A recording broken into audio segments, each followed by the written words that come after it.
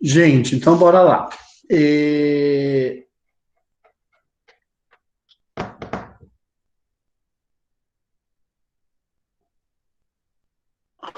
Hoje a gente vai falar sobre rede de atenção psicossocial, neurose, psicose e transtorno de personalidade.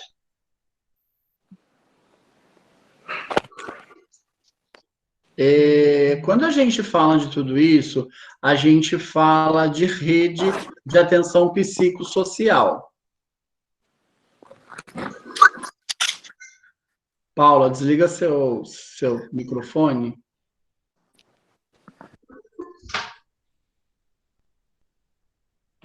Então, quando a gente fala dessa rede, nós chamamos de RAPS, né, RAPS, que está instituída uma portaria de 3.088, de 23/12/2011. Prevê a criação e ampliação das articulações dos pontos de atenção à saúde. Então, nós estamos falando nada mais, nada menos do que tudo aquilo que tem a ver com a saúde mental. Quando eu falo dessa saúde mental, eu estou falando que ele tem que destacar alguns objetivos específicos. Isso aí, eu não estou passando slides hoje. Você já mandei o slides ontem porque eu estou com um problema aqui, tá? Mas eu já pedi para ele passar, não tem problema. Então, se vocês conseguirem aí, deixa eu ver aqui se eu consigo passar ele.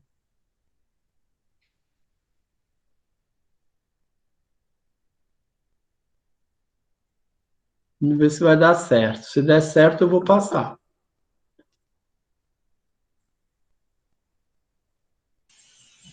Professor, boa noite, professor. Oi, boa noite. Oi. Tá na página 30 da apostila. Isso, está na página 30 da apostila, quem tem a apostila. Porque tem uns pessoal de Itaquera que não chegou a apostila deles. Chegar essa semana.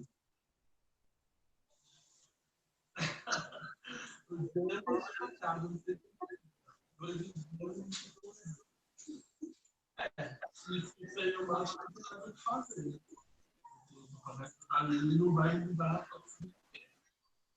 Mas pode ser macho, sim. Pode ser macho.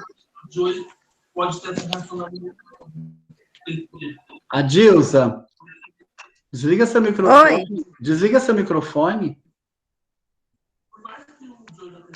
Eu vou desligar. Meu celular tá dando uma travada aqui, eu já tô desligando.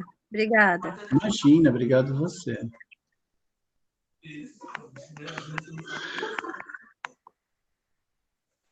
Mas ele teve aquela reação. Droga, não preciso desligar. Então, eu não. Já desliguei. Essa reação dele não. Já desliguei. Então, quando a gente fala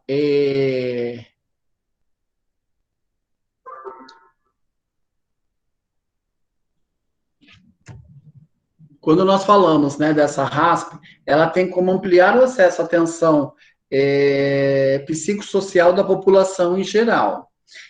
Promover a vinculação das pessoas com transtorno mental e com necessidades decorrentes do uso de crack e álcool, tá? E outros tipos de drogas, e suas famílias ao ponto de atenção. Então, o que ele está querendo explicar para vocês? Ele está querendo falar que quando a família tem uma pessoa que usa drogas, a família adoece. Então, ele acaba fazendo o quê? Ele acaba ajudando tanto no paciente como o familiar, tá? E garante a articulação e integração dos pontos de atenção das redes de saúde no território, qualificando e cuidando por meio de acolhimento do acompanhamento contínuo da atenção de urgências, tá? Então, ele vai fazendo tudo isso para ajudar esse paciente, tá? Como um todo, para poder aí garantir que ele tenha a sua reinserção no socioeconômico e tudo isso, na sociedade como um todo. Além disso, destaca os seguintes objetivos. Ele fala, promover do cuidado à saúde especial em grupos vulneráveis, como criança, adolescente, jovens e pessoas em situação de rua, população indígena. Prevenir o consumo da dependência de álcool e drogas, reduzir danos provocados pelo consumo, sabendo que nós temos muita pessoa que acaba morrendo por causa do consumo do crack, por causa do consumo do álcool e drogas, e aí sucessivamente, tá? Então, nesse primeiro momento, a gente acaba aí ajudando a este paciente ou a esse munícipe que não tenha nenhum tipo de danos, né? Promover a reabilitação e reinserção das pessoas com transtornos mentais e com necessidades decorrentes aí. Então, eu tento ajudar esse paciente como um todo, colocando ele no mercado de trabalho, né? Vendo quem consegue, qual local consegue lidar com ele. Então, o RASP, ele vai atrás, né? Que é a rede de atenção psicossocial, ele vai atrás para ajudar esse paciente para o nosso munícipe, para colocar ele aí de novo nas suas atribuições. Isso é importante. Tá?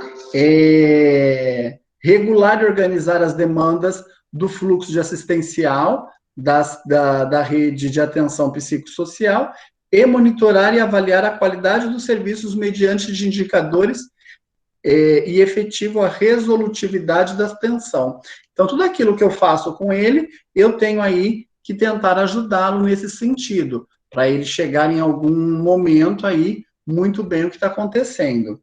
E encontra-se a organização nos seguintes competentes: atenção básica em saúde e unidade básica de saúde. Então, esses dois núcleos, que tem esse núcleo da família, o consultório de rua, o centro de convivência, os equipamentos, que aí eu preciso inserir essa pessoa. Então, tudo isso vem nos moldes para poder ajudar esse munícipe.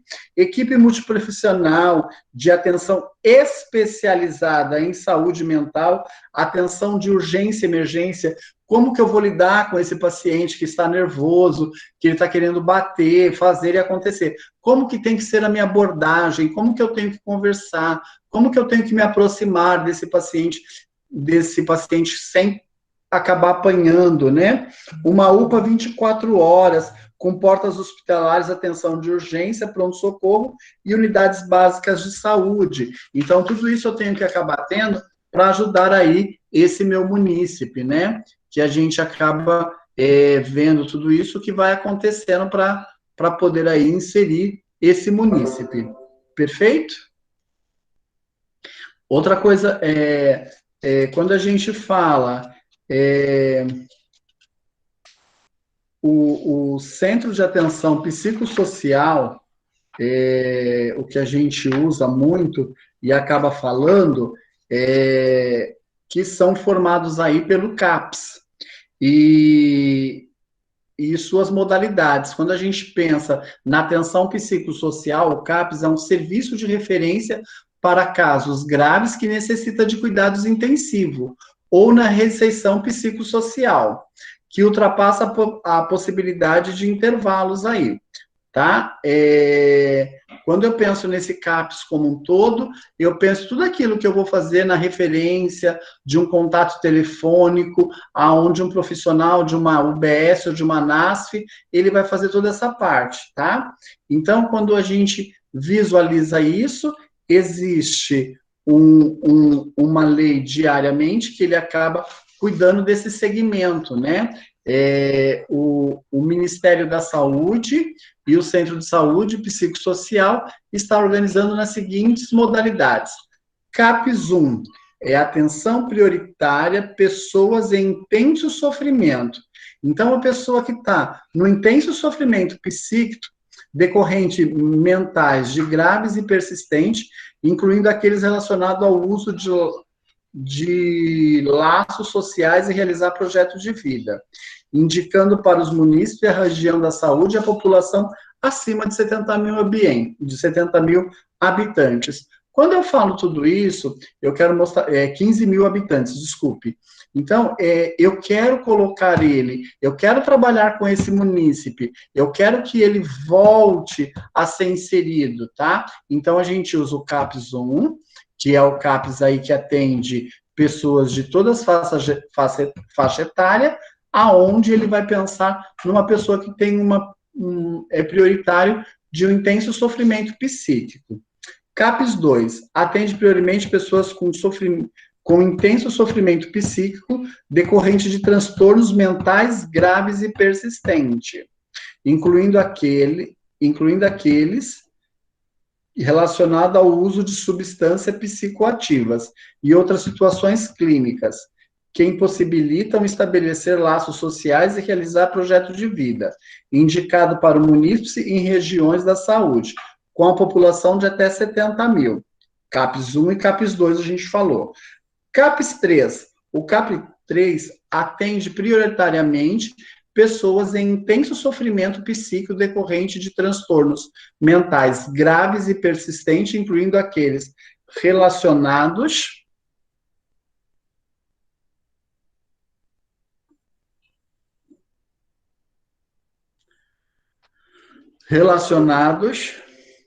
onde que eu estava? Relacionado ao uso de substâncias psicoativas. Essas substâncias psicoativas pode ser psicotrópico, aquelas pessoas que usam muito analgésico para poder aí melhorar de alguma coisa, tá? E também pode incluir, nesse CAPS 3, o CAPS AD, que nós chamamos CAPS AD. O que vem ser esse CAPS AD? Aí no quinto slide, a gente fala, ele atende todas as pessoas na faixa etária que apresentam intenso sofrimento psíquico decorrente do uso de crack, álcool e outras drogas, indicado para munícipe ou região de saúde com a população de 70 mil habitantes. Lembrando que quando a gente fala do uso de crack, é aquele que acaba matando mais, né, o crack, e aí a gente tem que estar de olho em tudo isso, tem que visualizar, tá? E o CAPS álcool e droga 3, que atende pessoas de toda a faixa etária que apresentam intenso sofrimento psíquico decorrente de uso de crack, álcool e drogas, que proporciona serviço de atenção contínua nas 24 horas. Então, se eu tenho uma pessoa que utiliza o CAPS álcool e droga nas 24 horas, o que eu devo fazer com essa pessoa? Ele vai ter refeição, ele vai ter local para dormir, e aí sucessivamente, para ele não precisar voltar para as ruas para poder usar de novo o crack, e aí sucessivamente, tá? Professor. Oi. Me tira uma dúvida. A diferença do CAPS 1, 2 e 3 é basicamente a população que ele atende? Porque parece, pelo que está escrito, parece que eles fazem a mesma coisa. É isso ou eu estou enganada? Não, eles atendem, olha, o CAPS 1, faixa etária, que apresentam prioritariamente o intenso sofrimento psíquico. Ele não cuida de pessoas que usam droga.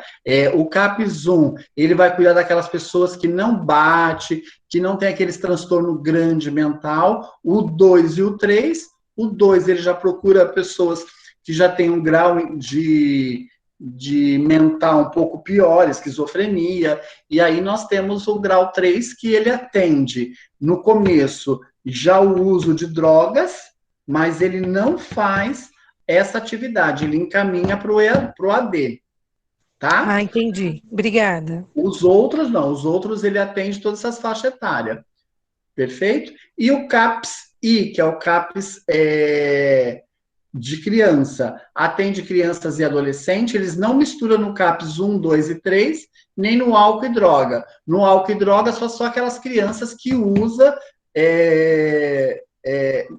crack, maconha, essas coisas, tá? Atende crianças e adolescentes que apresentam prioritariamente o intenso sofrimento psíquico decorrente de transtornos mentais graves e persistentes, incluindo relacionado ao uso de substâncias psicoativas e outras situações clínicas que impossibilitam estabelecer uma relação social e realizar projeto na vida. Então, assim, ele trabalha com essas crianças que acabam aí até usando drogas, tá? Então, a gente tem que visualizar tudo isso e entender.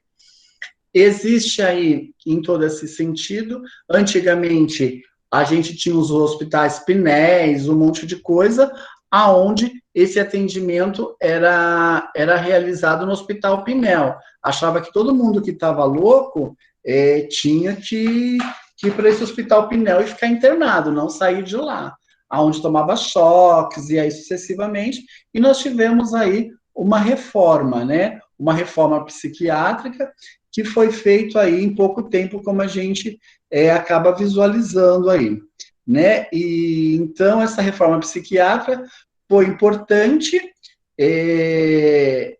Uma coisa importante que vocês vão ver que tem o falar sobre. Oi. Quando a gente fala de Sigmund Freud, né? Que a gente chama ele aí para poder estar falando que ele já estava aí tentando arrumar tudo isso, né? Tentando mostrar aí que tudo que acontecia era através do sexo, né? Então, a pessoa tinha transtorno porque Sigmund Freud desenvolvia sua teoria psicanalista na compreensão de neurose, vigente no discurso da época, onde foi ressignificada. Desde então, a concepção passou a ser localizada em estrutura tripartile das noções utilizadas para explicar o funcionamento psíquico. Então, é possível descrever 3 modelos clássicos de neurose, com as suas particularidades e posições em relação ao gozo.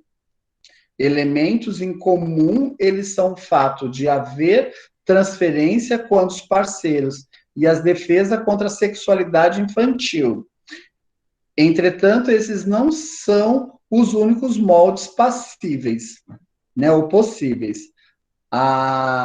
Assim como não é necessária a descrição seja totalmente compatível com o indivíduo para que ele se inscreva na estrutura. Então, quando ele pensa em tudo isso, ele pensa numa neurose obsessiva. Nesse tipo de neurose, existe um conflito de sintomas, né, de ideias persistentes, né, ritos conjugatórios, e aí atos indesejáveis, pelo modo de pensar caracterizado ruminações mentais e dúvidas que levam à inibição do pensamento da ação.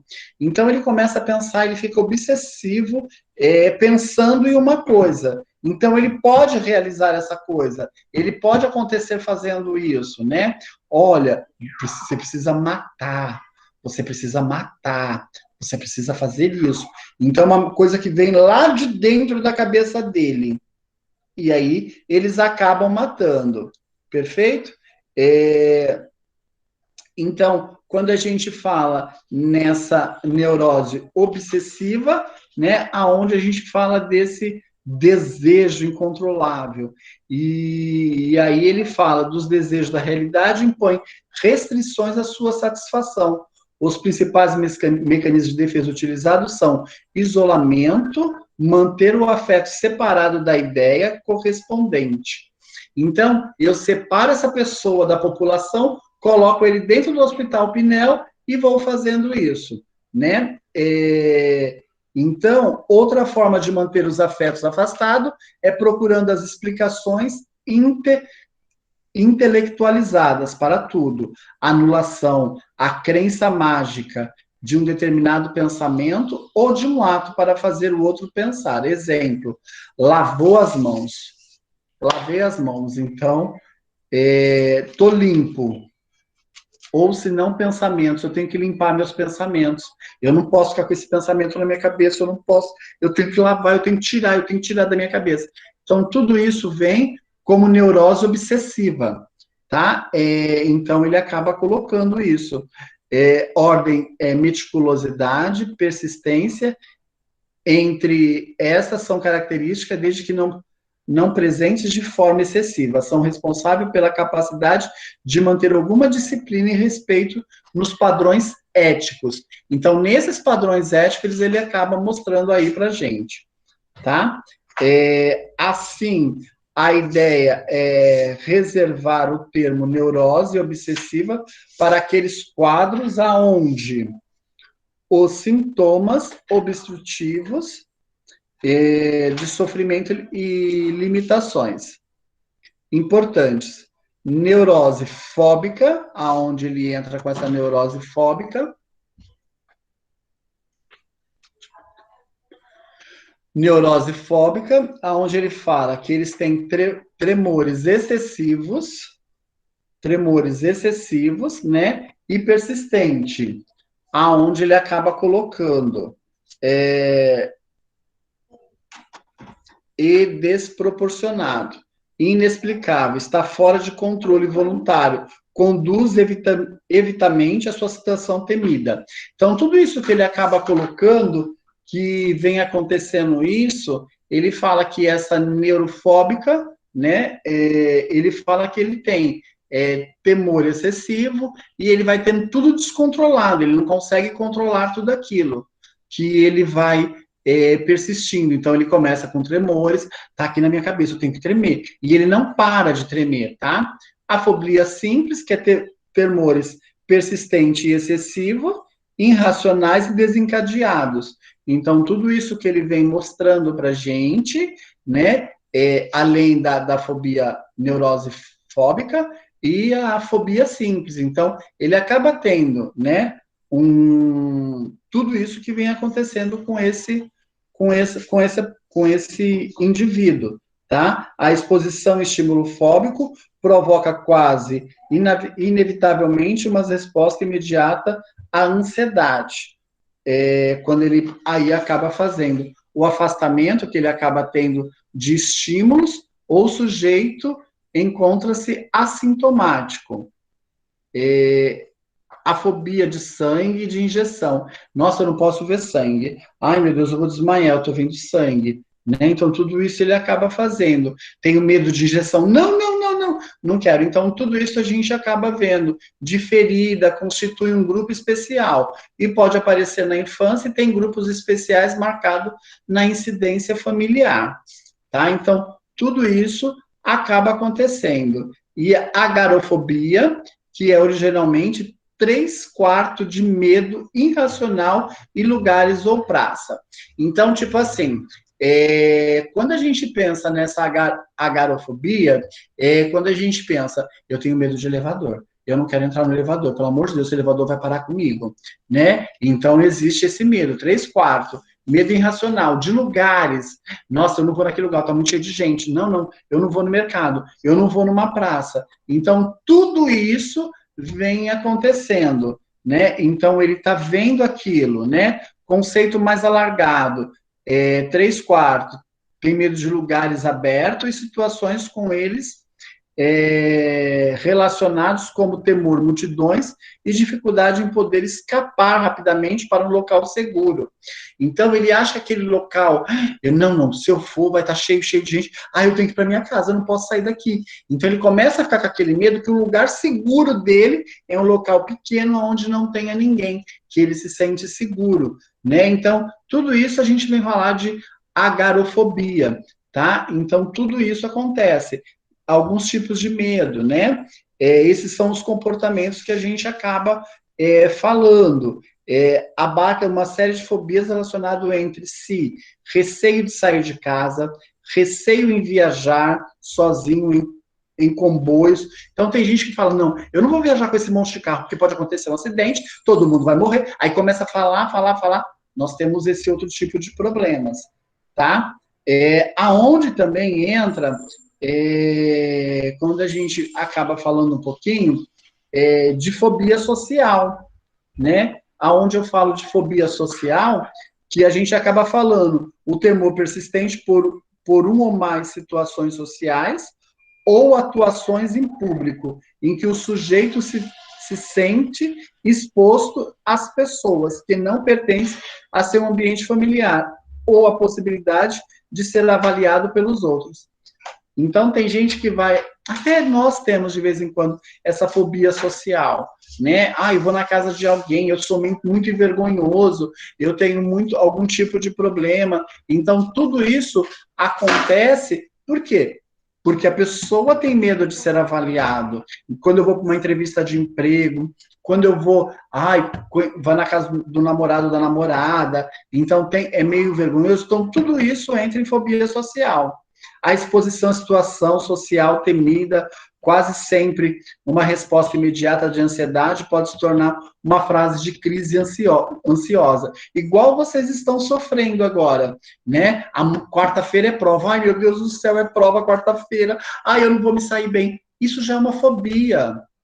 O que tem que acontecer? Vocês têm que se sentir plenos, né? Eu sei que é difícil, mas a gente tem que tentar, porque isso vem trazer o quê? Somatizar, me dá medo, eu não vou bem, porque eu tô somatizando, é relaxar. Por que a gente, quando dá uma aula, a gente acaba falando que tudo isso acontece,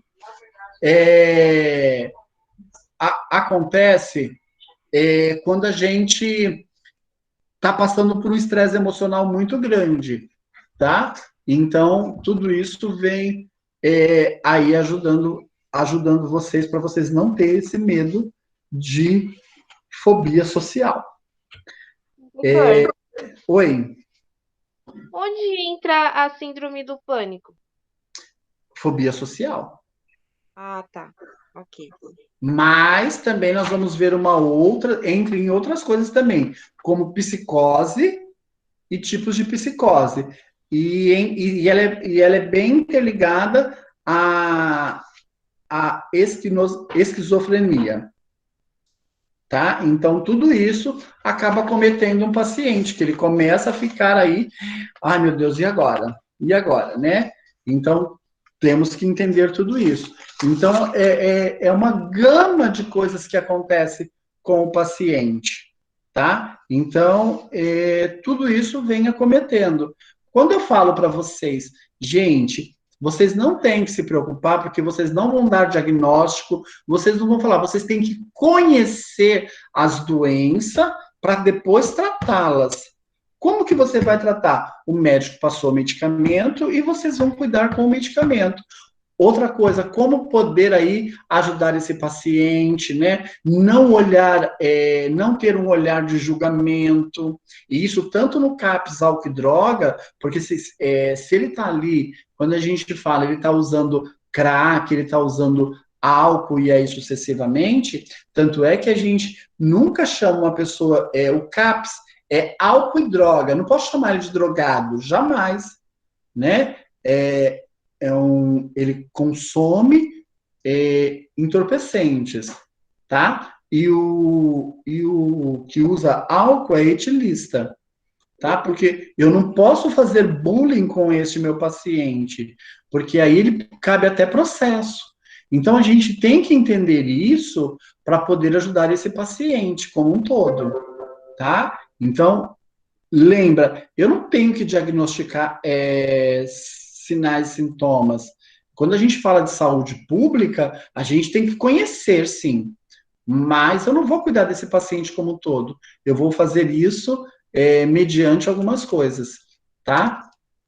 Entendam sempre isso. Nós estamos aqui para tratar do paciente como enfermagem e não como médico que dá o diagnóstico para a gente, perfeito? Usando de lá ainda, os sintomas egocentrismo, histrionismo, então assim, eu sou egocêntrico, é só meu, isso é só meu, tá? Então isso é um problema. Quando a gente pessoa histérica, só sabe falar gritando, só sabe conversar com os outros gritando, cuidado, porque eu tenho um ar de autoridade. Então, tudo isso acaba entrando aí em fobia social, em neurose histérica, tá? Uma pessoa histérica é uma doença? É uma doença, pode ser tratada. Então, tudo isso a gente tem que ver. Aquela mulher ou aquele homem que é dono da mulher, ou ele é dono do marido, Ninguém é dono de ninguém. Né? Então é isso que tem que acontecer. Possessão. É meu e ninguém toma. Quando você morrer, você vai sozinha. Ou sozinho.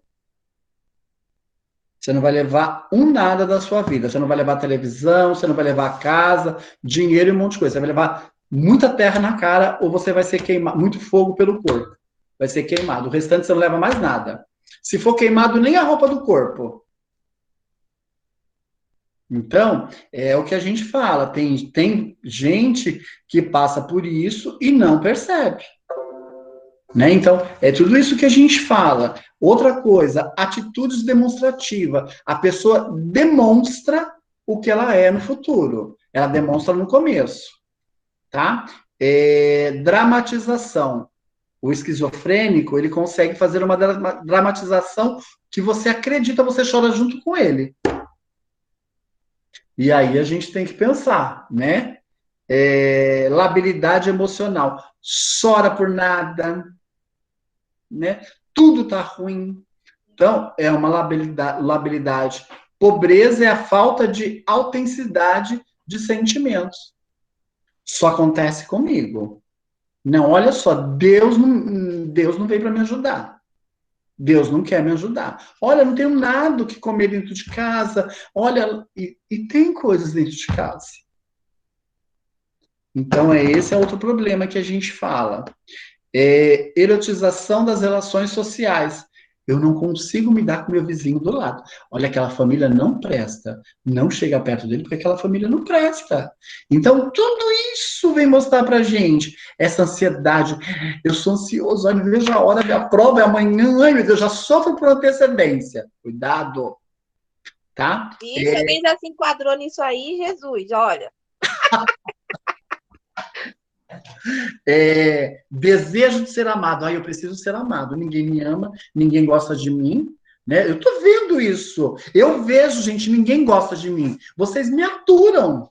Então, é outro tipo, né? Comportamento sedutor. Eu sou mais lindo. Todo mundo me quer, todo mundo me deseja.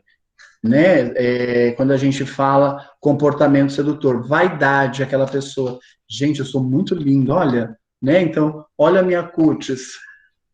E perturbação da sexualidade, né? Tem gente que tem necessidade de fazer sexo manhã, tarde, noite, toda hora do dia, à noite, dormir pelado e aí sucessivamente. Se puder fazer sexo 10 vezes ao dia também, né? Frigidez. Né? Tem pessoa, eu não gosto de fazer sexo. Não. A gente casou é só para ficar.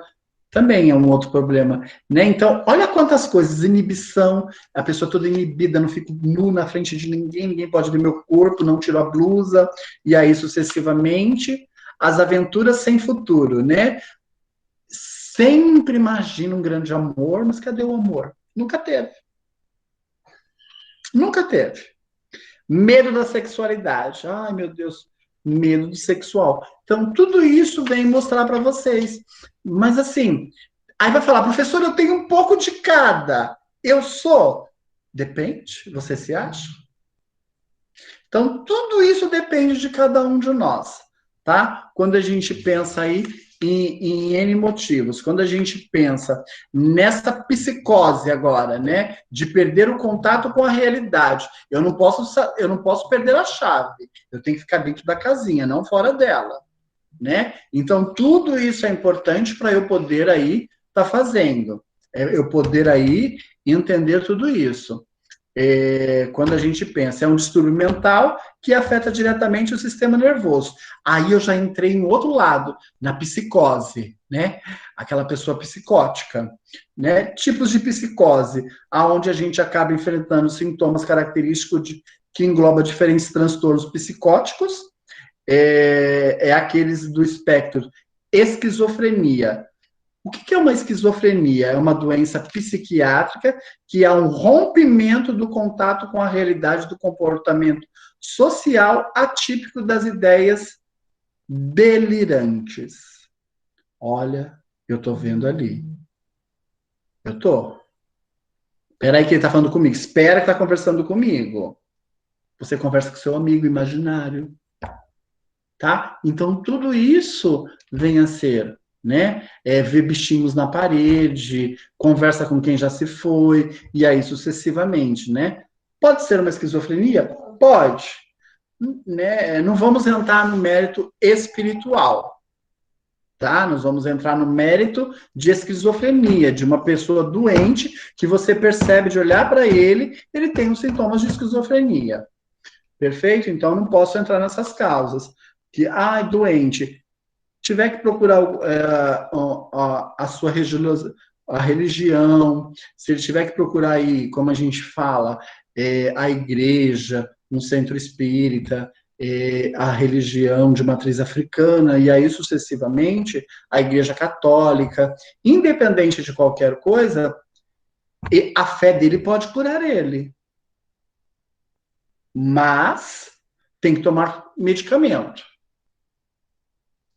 Tá? Tem que pensar. Não adianta que Deus cura, mas cuidado com essa cura silenciosa. Então você tem que estar no primeiro tratando, e aí você vai no médico, não é porque eu fui para a igreja, orei, eu tenho que continuar tomando meus medicamentos. E quem vai cortar o medicamento é o médico, é o psiquiatra. Então tudo isso tem que acontecer, ok?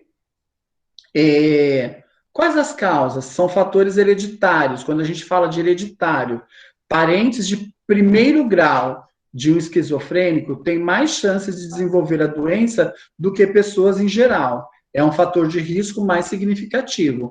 Então, eu tenho na minha família alguém esquizofrênico. Geralmente, pessoas de primeiro grau que vai aí apresentar a esquizofrenia. Alguém levantou a mão para falar comigo? Alguém? Porque eu escutei um barulho de truft. Não, por enquanto não. Fala, Jéssica. Foi sem querer, professor, desculpa. Imagina.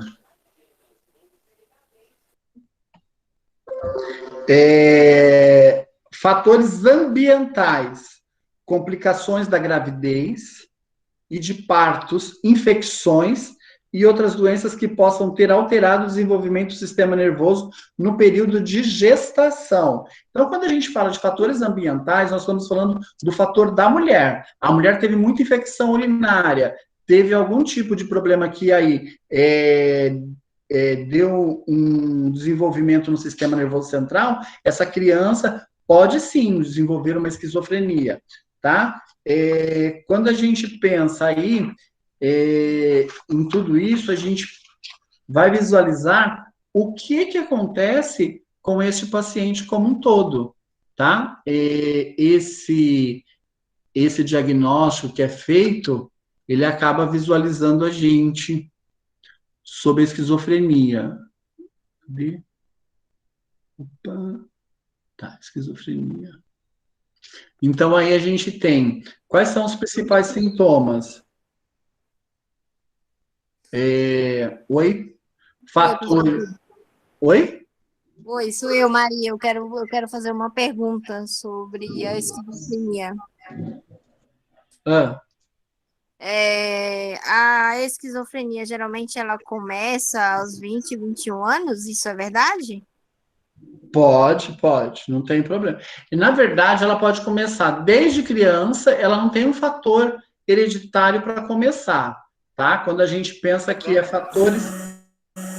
Boa noite, pessoal. Estou conseguindo escutar. Vocês estão conseguindo escutar aí? Manda na mensagem, por gentileza. Sim, eu estou conseguindo escutar. Eu também estou, normal.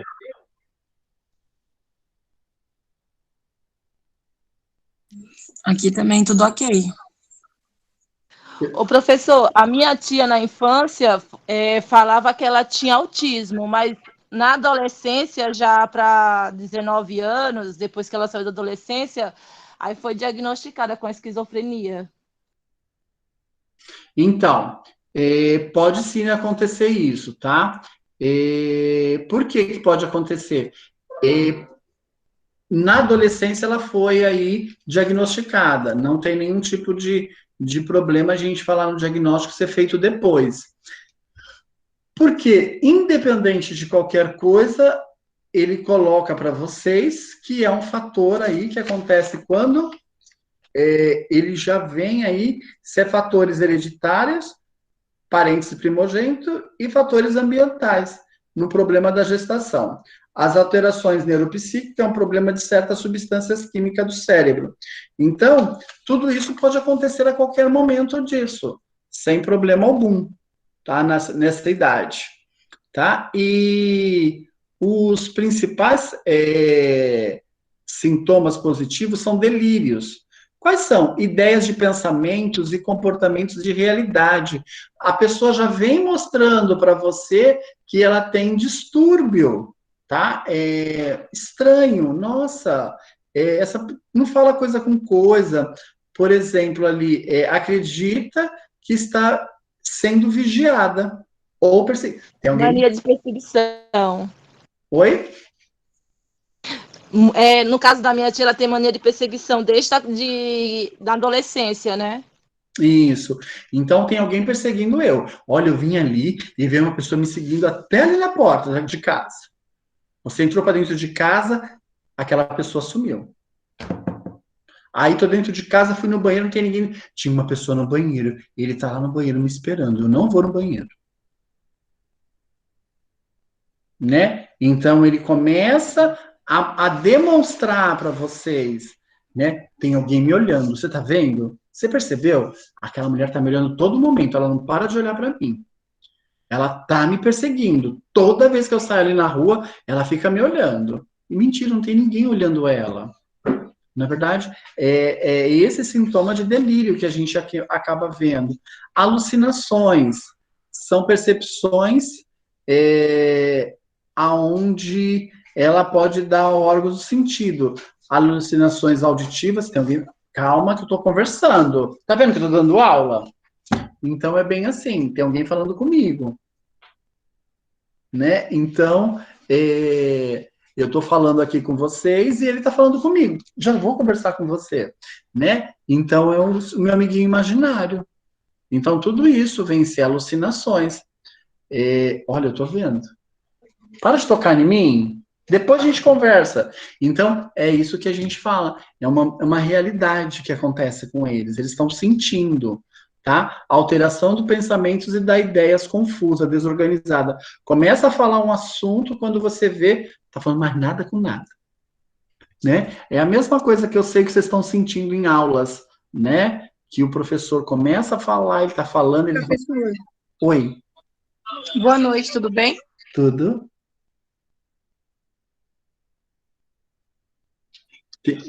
Tem alguém falando comigo? O meu celular tá 5% e eu não vou conseguir carregar ele agora. Então eu vou dar uma saída da aula, tá? E vou tentar ver se consigo arrumar algum carregador para carregar, tá bom? Tá bom. Tá, então, gente... Hoje me atrasei no serviço, não consegui chegar a tempo.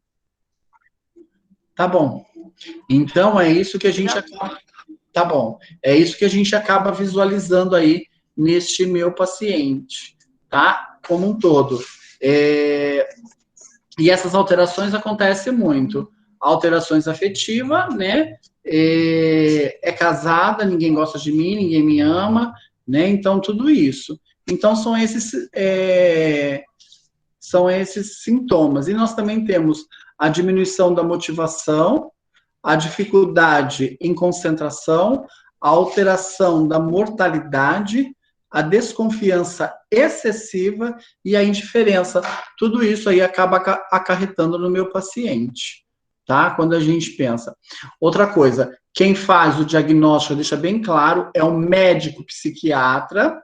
Aí a gente acaba vendo o que ele tem que fazer, o afastamento dos amigos e dos familiares, baixa no desempenho na escola, ele acaba se afastando dos amigos, ele acaba se afastando de todo mundo, né? De todo mundo como um todo. De vez a gente tá ajudando aí esta pessoa, a gente acaba visualizando e querendo trazer. Tratamento é com antissolítico e tratamento medicamentoso, como a gente fala. Quem tem que saber isso é o médico, tá? A gente temos que fazer o quê?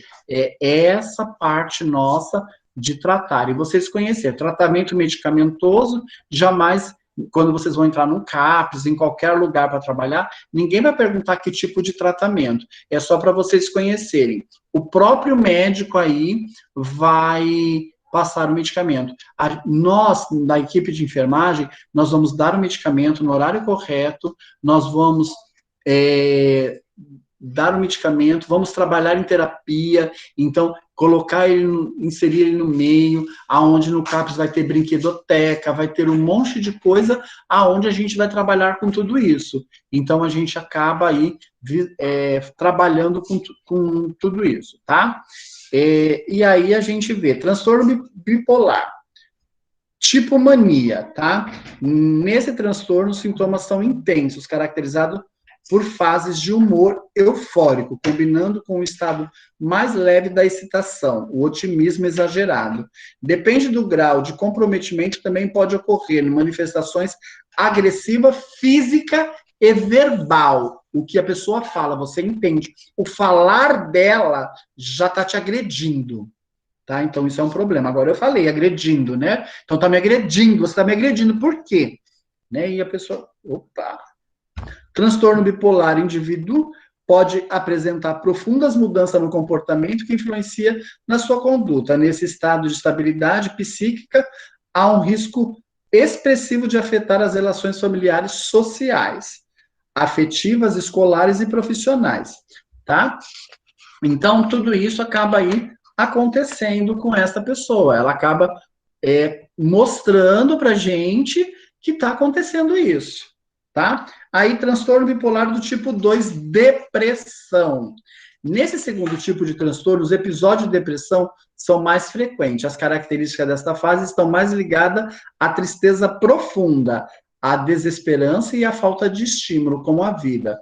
As alterações comportamentais geram prejuízo tanto ao portador desse distúrbio quanto às pessoas do seu convívio familiar social. Então, a gente tem aí sinais e sintomas que a gente vai visualizar. Então, os sintomas mais comuns do transtorno bipolar em fase de mania ou de hipomania: diminuição da necessidade do sono, dorme pouco, irritabilidade, tudo está irritando, você não está aguentando mais aquela pessoa, ideias de suicídio, como eu queria me matar, eu tinha que morrer, e aí sucessivamente. Esquecimento, começa a esquecer as coisas, não sabe de onde parou, e aí sucessivamente. Ganho de peso, fala compulsiva, culpa excessiva, aumento de libido, vontade de fazer sexo toda hora, autoestima elevada, agitação psicomotora, delírios de alucinações, ideias desconexadas, descoordenadas, problemas com dinheiro, falta de interesse pela vida, falta de foco, não consegue se focar, né? Objetivos, frustrações e sentimentos recorrentes a nossa, agora nem eu estou enxergando. Tudo isso ele vem mostrando para a gente, tá? Agora, as características do transtorno bipolar em fase depressiva, aí entrando na fase de depressão. Apatia, não tem apatia por nada. Ideação suicida, tem vontade de se matar. Culpa excessiva. Redução de libido, então diminui a vontade de fazer o sexo. Humor deprimido. Isolamento social, distúrbio do sono, mania de grandeza, alteração do apetite, agitação psicomotora, descontrole ao coordenar as ideias, irritabilidade e paciência crescente, queda no desempenho escolar ou do trabalho, desinteresse pelas atividades de lazer psicossocial. Existe o tratamento? O tratamento é medicamentoso e psicoterapia, e formação de apoio, tá? Então, tudo isso a gente aí acaba tendo que ajudar esse meu paciente como um todo, tá? Porque essas manias acontecem, tudo isso acontece, tá? Então, a gente acaba aí... Oi? Eu tenho uma pergunta. Essa parte da depressão que você falou, se relaciona a um tópico que acontece muitas vezes, que é a vontade de matar de certas pessoas. Tem gente que tem somente vontade de se suicidar, mas tem gente que vai e faz. Pessoas que faz, tem um nível extremo ou é considerado depressão? Então, depende muito. Isso tudo a gente tem que ver tudo como um todo desse paciente. Não adianta chegar para você e você chegar, contar para mim o que está acontecendo, e eu chegar para você e vou falar: olha, você é depressivo. Entendeu o que eu estou falando? Eu tenho que ter um histórico. Porque tem hora que nós mesmos temos vontade de matar alguém, né? Quando faz alguma coisa errada. Mas, assim, tem que ter esse histórico, eu tenho que fazer essa visualização e fazer entender tudo isso. Entendi. Tá? Porque senão a gente vai falar, depressivo, quase todos nós somos. Mas até onde nós somos depressivos? Até onde chega? Né? Então, tem que pensar com tudo isso.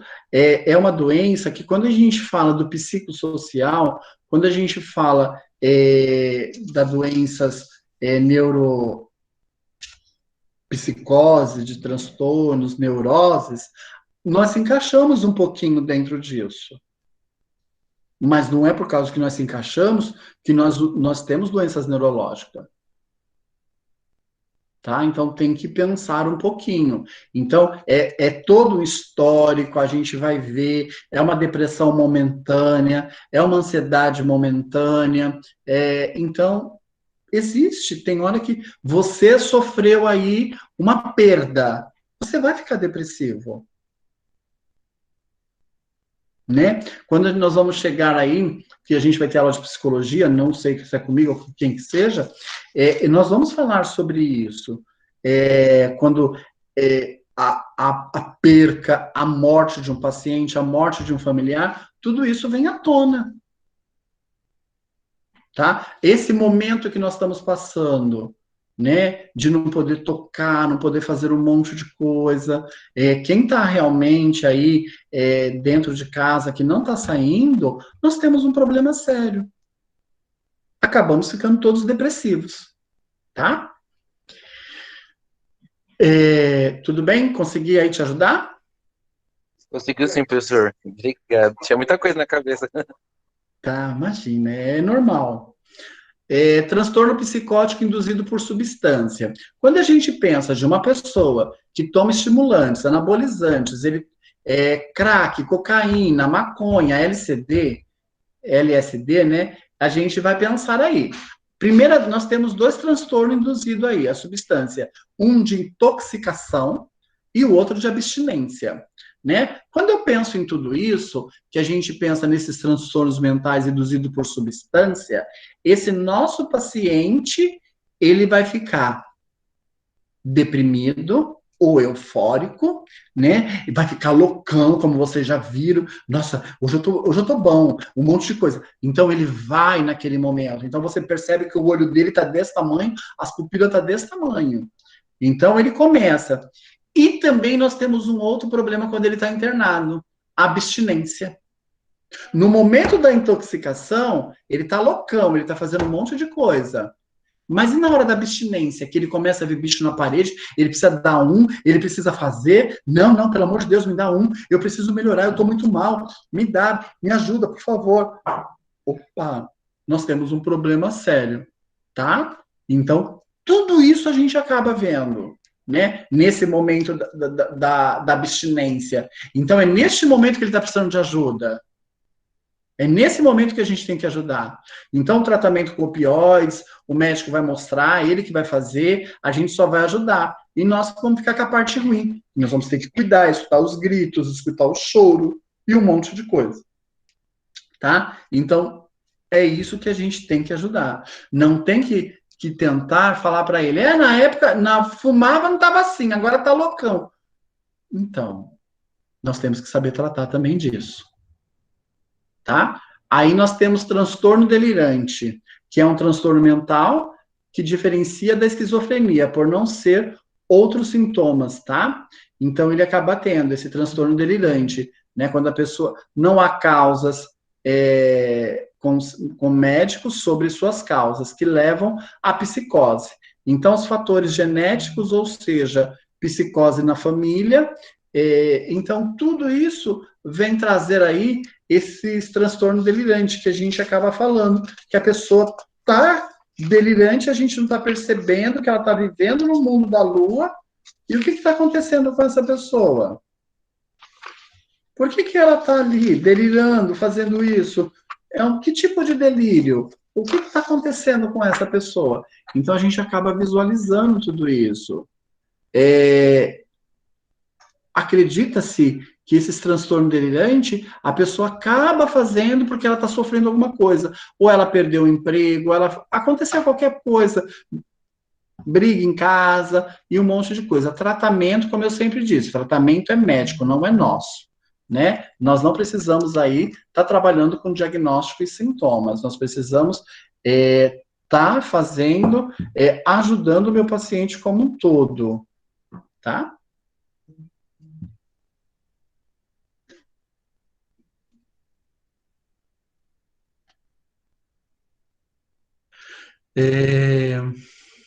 E aí a gente acaba falando deste, tá? Transtorno de personalidade. Quais são esses transtornos de personalidade? Já quiseram viver a vida dos outros? Já quiseram estar vivendo a vida do outro, a vida alheia? Porque meu vizinho consegue carro, consegue um monte de coisa, a gente não sai disso, né? Eu queria ser o outro, então tem que tomar cuidado. Transtorno é classificado por categorias. Transtornos excêntricos ou estranhos, transtorno de personalidade paranoide, pessoas que esse transtorno tende a desconfiar dos outros e achar que você está sendo enganado. Por causa disso, pode ser hostil, emocionante e desapegados. Então, tudo isso a gente acaba visualizando. Então, aí só para vocês verem. Provoca falta de interesse, a de personalidade esquizoide, em relações sociais. Eu não consigo me dar com aquela pessoa, gente, não dá. Então, não é só é com quase todo mundo, até dentro da família, tá? Que tem problemas indiferentes e alterações sociais. Diferente para mim. Consigo visualizar nada nela, né?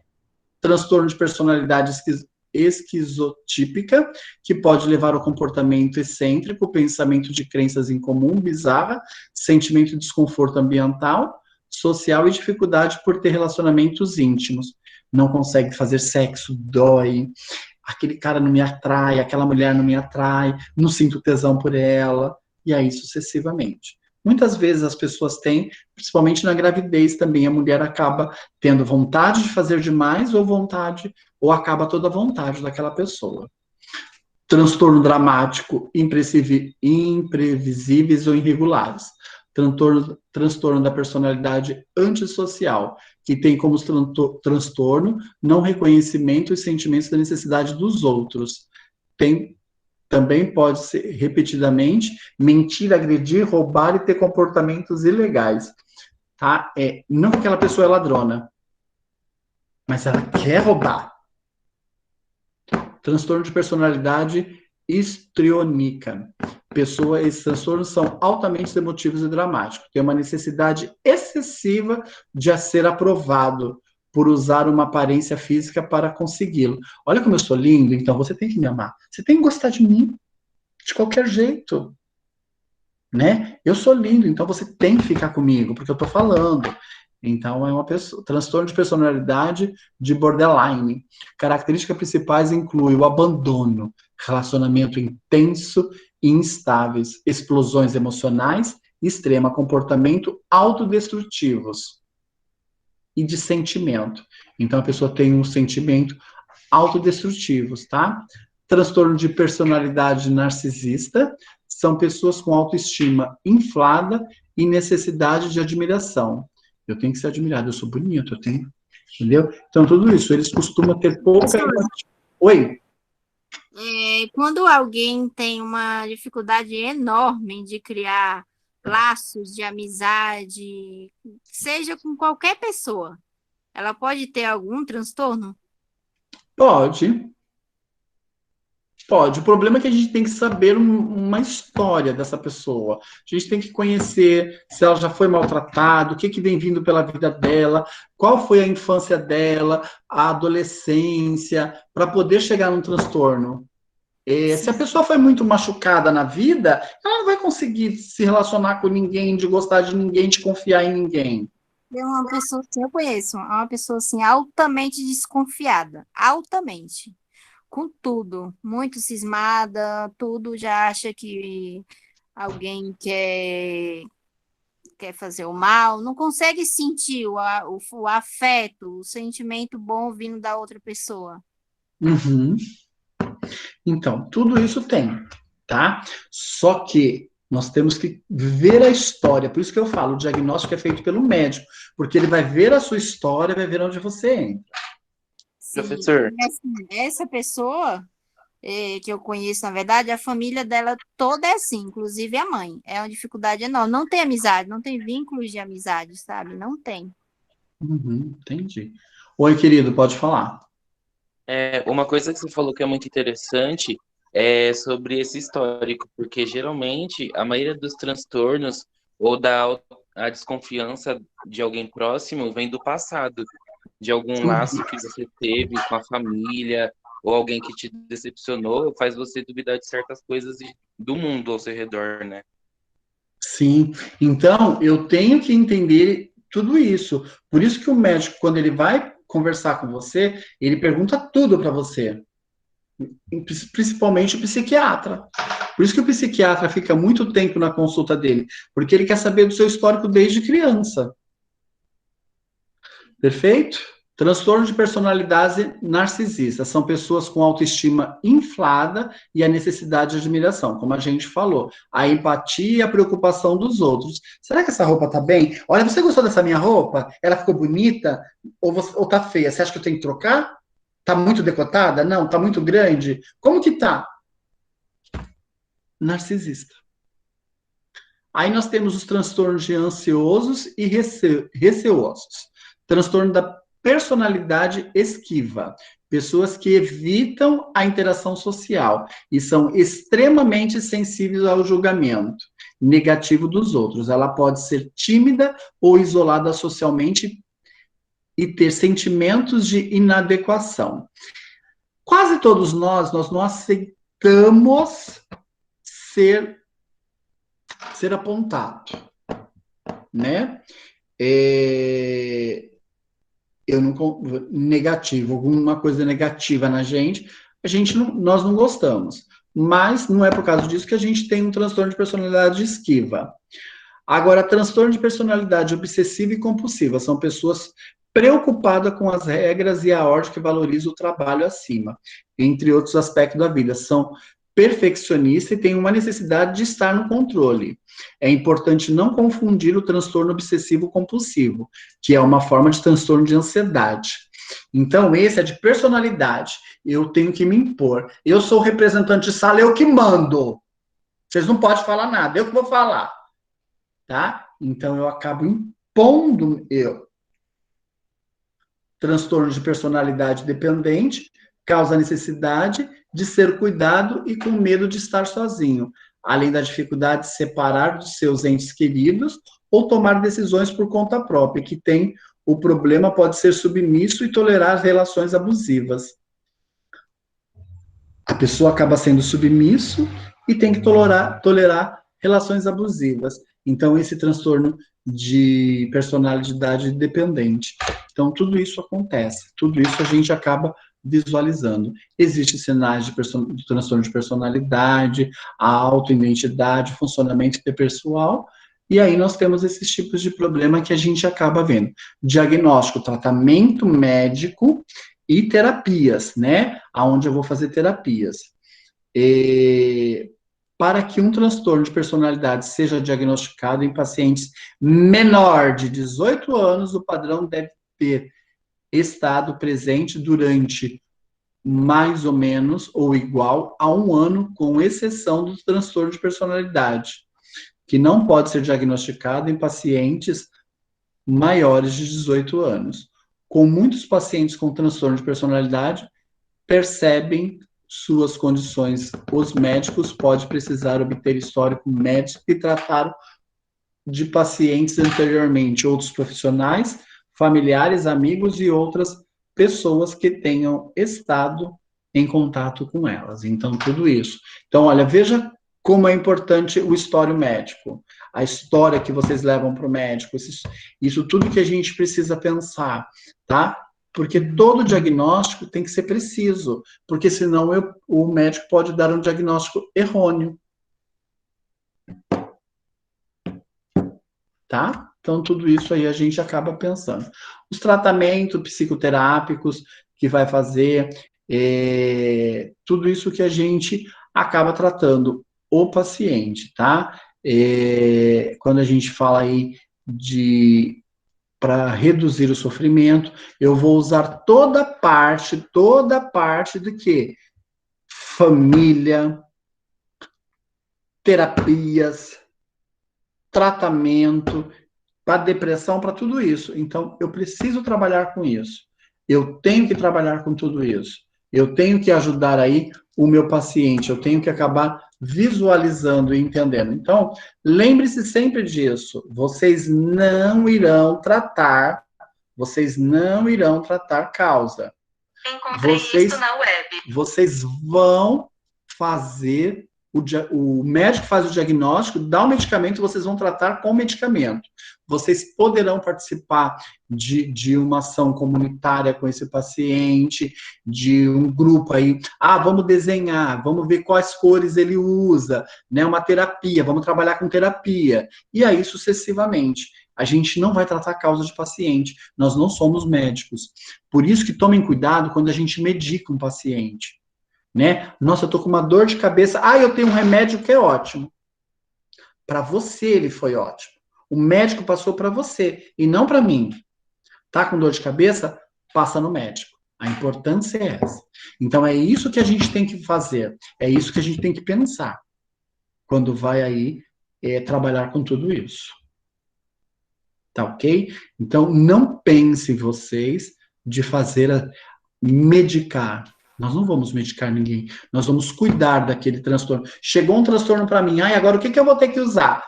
Nós não vamos usar nada. Ele tem que vir do médico pedindo as terapias e você pode, lá longe, sugerir. Vamos fazer, participar de fazer aí, como fala? Tricô. Fazer comida, fazer pão, né? Vai relaxar, amassando a massa, e aí sucessivamente. Mas a gente não pode tratar, nós vamos tomar conta. É isso quando a gente fala do processo saúde e doença. Perfeito? Bora lá. Perguntas ficou aberto. Nesse sentido dessas aqui.